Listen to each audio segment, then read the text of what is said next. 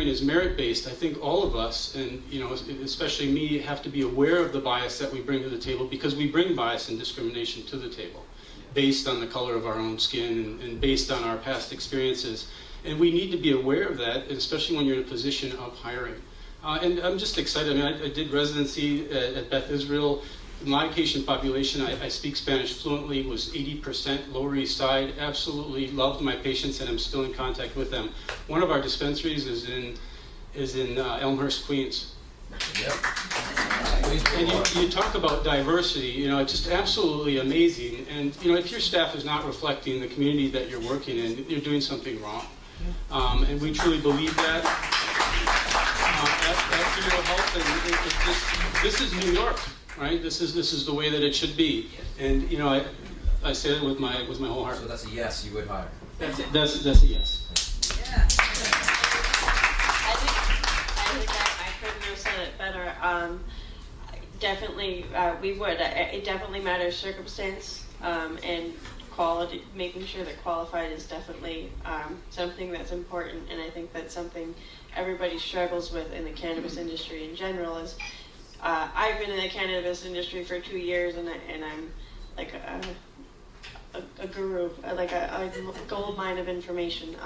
But I think that having a diverse staff and really taking into account, why did that person get that conviction in the first place is important in making sure they're a qualified candidate. And yeah, we'd absolutely, if we could, we would. Okay, thank you. And Tricia? Yeah, I mean, if the law changes, then we absolutely would take it case by case, and definitely would. I'm very open-minded in terms of, I believe people deserve second chances, and I would definitely take that into consideration. Thank you very much. Okay, so the next question here. Minnesota was the first medical state to not allow sales of flower or bud for smoking up. Until then, all medical marijuana states allowed for flower and smoking.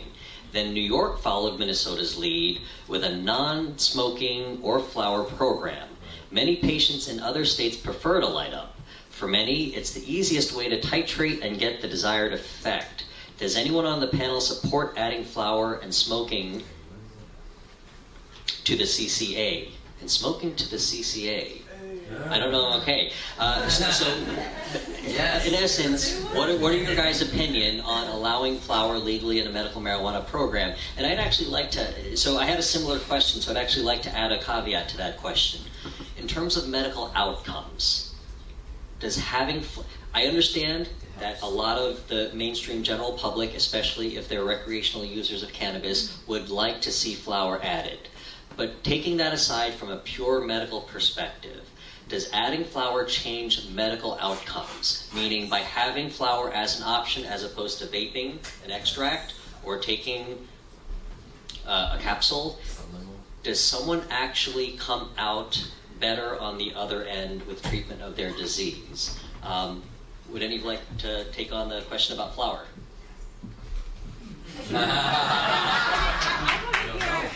I mean, what I want to hear really is your opinion, because I think that there's, from my perspective, first off, the top of the plant is going to have a different amount of trichomes on it than the bottom of the plant. You're not going to be able to dose flower like you would an extract, because it's much easier to measure out a milliliter of olive oil than it is to pick 5 lilies and figure out what you're doing. I mean, you're dealing with 2 completely different materials here. So from a medical perspective, I really don't think that it's a device that's, at a minimum, it's not pharmaceutically familiar for physicians, and it's not something that would be respected as such by a physician community. And so I'm interested more in your opinion.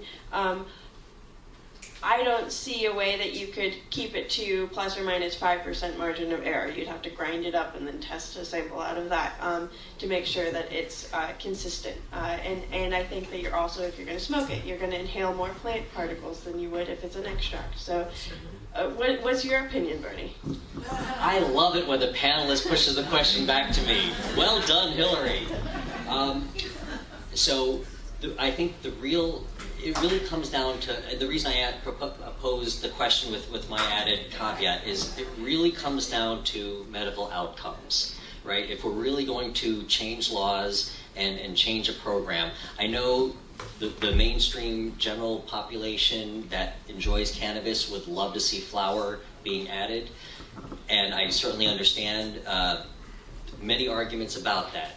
Quicker dose response, which it is a quicker dose response than vaping, although vaping is relatively a quick dose response. But it really comes back to, is there enough research? Well, I know many people would say there is so much research, why is this even a question? So certainly wearing my pro-cannabis hat, I don't disagree with that, but wearing my physician hat, in the world of medicine, we always talk about a certain level of rigor of scientific research and randomized controlled trials, which really, for cannabis research, there is not nearly enough of that. But I would love to see research looking at cannabis in the form of flower versus other formulations, and what are the medical outcomes. Because ultimately in a medical program, that's what we're looking at, or medical outcomes. Now that being said, I think if things changed here in New York and we had an adult use recreational program, in that instance, you could certainly have flower, but what I wouldn't want to see, and I would love to hear your guys' opinion on this, in a recreational state, if New York ever went legal with recreation or adult use, what does that mean for the medical program, right? So in my opinion, and I know this is not the popular opinion amongst most physicians would rather be able to take a step back, and I think a few years ago I would have agreed with that, but knowing what I know now, which is what you had touched on earlier, Tricia, I couldn't imagine at this point in my professional career not being able to really actively manage the patient's medical condition and how they're dosing their cannabis, how often they're using it, what the ratios are. And I know for many of my patients, they really depend on that medical guidance to get them through their illness, and these are very, very sick people. Now the patients that I have, they've done well with vaping, they've done well with the capsules, they've done well with the oral oils. So that being said, do we need flower? From a medical perspective, I don't know what the answer is. But if this were a state that had adult use, then there certainly should be flower there. But in that scenario, we would need to really preserve the medical program and get better education out to physicians, the general lay public, and really the politicians and legislators. They need to be educated on what cannabis actually is, because a lot of decisions are being made without true knowledge of the plant. Does anyone else want to expand on this? Because we have a lot more questions to go through here, and I know everyone wants their voices added, but Tricia, I think you're looking like you want to address something here. We can move on. The only thing I would say is that from a medical standpoint, physicians, we're really looking into a lot of research and in terms of what it can do for specific patients and specific ailments. And I think that without having a controlled dosing, that's going to be very hard, and that's going to really guide the medical community if we do have more research. That would be my only comment. Okay, thank you. And the next question I'm pulling up because I can actually read this person's handwriting. It's actually an easy question, but are there any dispensaries located in Manhattan? And that I'm going to give to you, Tricia. Columbia Care is located on 14th Street between 2nd and 3rd. We're the only dispensary currently in Manhattan. No Brooklyn. All right. Yes, unfortunately there are no dispensaries in Brooklyn. And Queens, hold on a second here. Yeah, so we have a dispensary at Queens Boulevard right next to the Queens Mall. Great location, very accessible via subway, and yeah, just an awesome neighborhood. How about the South Bronx? Wasn't there one there? There is one there. There is one in the South Bronx, and that unfortunately, the gentleman, Nelson from Pharmacanis, had a car accident today, was supposed to be here. Thank God he's doing okay, but since he had the car accident, we're going to give him a pass and not be here. But they are located in the Bronx. They're actually the most recent dispensary to open up in the downstate area. And not only are you located in Queens, most of my patients go to your White Plains dispensary, and you guys do a wonderful job taking care of them. I thank you for that. And Hillary, you guys, most of my patients go to your Yonkers dispensary. If you want to. Yeah, we're in Yonkers, right by the DMV and the Metro North, so it's about a 26-minute train ride from Grand Central, and so it's right near Riverdale.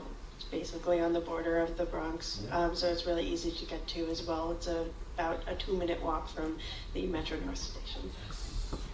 Thank you very much. Okay, so the next question here, which I think all three of you guys had addressed the difficult financial burdens to start up a new medical marijuana company, but the question is, what is the average startup cost of a dispensary in New York, and how did you seek out investors to cover these costs? The thing is, it's not just one dispensary in New York. So we're vertically integrated, so we're responsible for cultivation, manufacturing, transportation security, as well as 4 dispensaries. So I know as of right now, all 5 organizations have invested over $50 million in getting the New York industry up and running. And that's probably before you get to licensing fees and all of that. So it's hugely expensive to get involved in the New York market, and is not representative of basically anywhere else in the country. The startup capital, we're very fortunate, self-funded, and that is something that I'm very grateful for. It is very difficult to find capital. It's basically just a lot of the same people investing all over the place. But everyone has a different way. I don't know if you want to talk about it, or you could say no. That's the beauty of being on the medical side, is you don't have to focus on the finances as much. But the story that I was told, and our CEO Kyle Kingsley actually brought me into the industry because we met on a medical exchange to Cuba 15 years ago. But Kyle sat around his hometown in Minnesota with 6 farmers at a table and said, I think there's a lot of potential to this, and thought he would walk away with maybe a couple $100,000, and they put more in to actually start Vireo Health. And so that's where it started for Vireo. Thank you. We'll move on. Okay. I think this is an interesting question, the next one. How are you managing your patient data right now? Tracking doses, strains, etc. over time. Are either of you tracking data? We're required, first off, to have seed to sale tracking. And we use tracking software, so basically we're able to know what each patient is taking, and then we're required to upload that to the prescription monitoring program that then physicians can see. So we track our own data. We track, what condition do they take, what's the symptom are they trying to treat, or did that qualify them for this program, what benefit is over time, using what products. So we do track all of that data, and that's part of the beauty of this program, is it is so restrictive and so limited that you're really able to measure progress of a patient over time, and I think that's been really nice to see.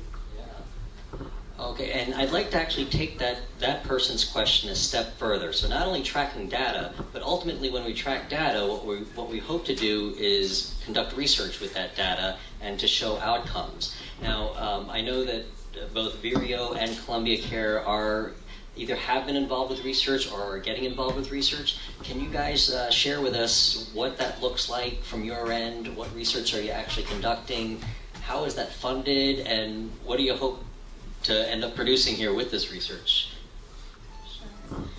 Columbia Care is self-funding a lot of research. They have partnered with different universities and hospitals, teaching hospitals, to do some research. Right at this moment, I can't comment on the exact proposals going on.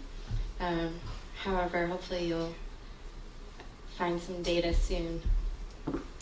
Thank you very much. And Stephen? So we all are collecting data, and for me this is the true benefit of a medical model, in that we're able to follow that data and know if somebody has neuropathic pain and they start on a 1-to-1 ratio and then they move to a 6-to-1 ratio, does that improve their pain? Does it make it worse? Be able to track that data to then really cater treatments to patients specifically for that illness. We're covering 10 different illnesses in New York. How many medications treat 10 different illnesses? Not too many, and so that's a lot of data to gather. And this is one of the hats I wear within the organization, and I've knocked on Bernie's door many times, but basically going door to door, knocking on academic institutions, knocking on affiliates' doors to try to help out with research, because the gold standard in medicine, a randomized double-blind control study, if we'll do some crossover, is going to cost $3 million, which we absolutely don't have. And so I've been very fortunate. We've submitted an R1 with Montefiore. We're working with the University of Minnesota on not only pharmacokinetic study, but additional studies with patient-reported outcomes. We're working with the University of Iowa on a study of elders, as we've seen a threefold increase in the elder population utilization of medical cannabis. And there's about five others that I'm trying to dance with in order to move research forward. It's not an easy thing to do, but I think this is really the future of the program here, is to study this and study this well.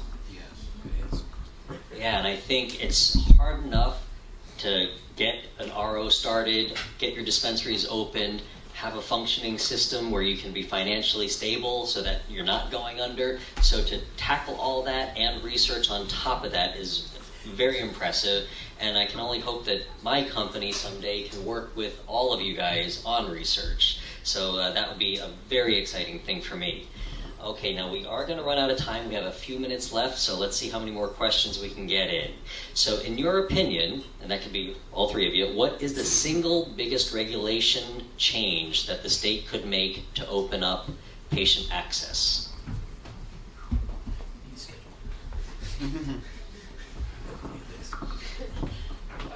I think a public list of physicians has already happened, so I think that's great. What I would eventually like to see is that they don't require both a disease and a symptom. I think that right now, someone who has cancer but doesn't suffer from wasting syndrome could still benefit from this. And they have other symptoms that aren't currently qualifying. So I'd like to see people with those diseases still be able to access cannabis, and I think that would help increase everything. I think the list is long, but something that's low-lying fruit I've been pushing for from the beginning, and I hinted at before, is that as a provider, as a physician or nurse practitioner, there's no other medication that I have to pay $250 to take a course on to be able to recommend. And so just a simple thing of waiving that fee, I'd love to see fees waived for patients across the board that they have to pay to participate in this program. For me, it does not make any sense. I'm gonna, Tricia, if it's okay, just in the sake of time here. So one last question here. So there's a lot of anecdotal evidence about cannabis used in the treatment for cancer, not necessarily for treatment of their symptoms like it is here in New York, but actual cancer cure. There's certainly some evidence about CBD, promoting what we call apoptosis. So in English, that means destruction of cancer cells. Cell death. Yeah, cell death. There you go. Thank you. Cell death. Now, have you had experience with any patients that seek out cannabis for a cancer cure? What is your messaging to those patients? And have you seen patients with cancer actually start to do better or achieve cure? We have two patients that did come to us, and they were given about a month to live because of their cancer diagnosis, and they started, like full force with CBD and some THC, you need whole plant. And it's been 6 months and they're still around, so that's great news for us. Unfortunately, what happens though is a lot of patients, they've tried traditional therapies for without cannabis for like chemotherapy, and they come to us as a last resort. So we've also seen a lot of people who, they come to us with a month to live and they're like, cure me. And unfortunately, that's kind of almost too late to use it as a therapy. And so that's been sort of the hardest part that we've experienced, is that, people are like, I have 1 week left, let me just go full force and try and take as much cannabis as I can, and unfortunately it doesn't work that way. And so what we generally do when patients come in is say, this isn't studied that well, and we can't promise this is going to save your life. And we kind of try and promote at this point, because what you're trying to do is keep the person alive, is do it in conjunction with a traditional therapy as well. Try every angle. And this can help relieve your symptoms and help to fight cancer cells. Thank you. And I have had a number of patients that have actually already passed. Unfortunately, they came to me at incredibly late stages of life, where we were able to help keep these folks comfortable, work on things like advanced directives, getting hospice home care into their homes, but they came at an incredibly late stage in their disease. I currently have 2 patients that are actually doing surprisingly well on cannabis. One patient without any chemotherapy treatments or traditional oncology treatments, and the other who has diffusely metastatic cancer, and is currently getting what we would call palliative chemotherapy. And on her last set of PET scans, the oncologist was amazed at the shrinkage of tumors. She's certainly not cured, but he couldn't really explain medically why she's going through what she's going through. And she said, it's the cannabis. And he said, well, I don't know about that. And again, that goes back to, we really do need more research. You guys have been absolutely fantastic. I know we've put you on the spot with some questions. You guys have certainly highlighted other issues here, and I think it was great to get your perspective on a lot of these issues. We are almost done here, but we're not quite 100% finished with this program. So really what you've all been waiting for, you guys thought they were waiting for you guys.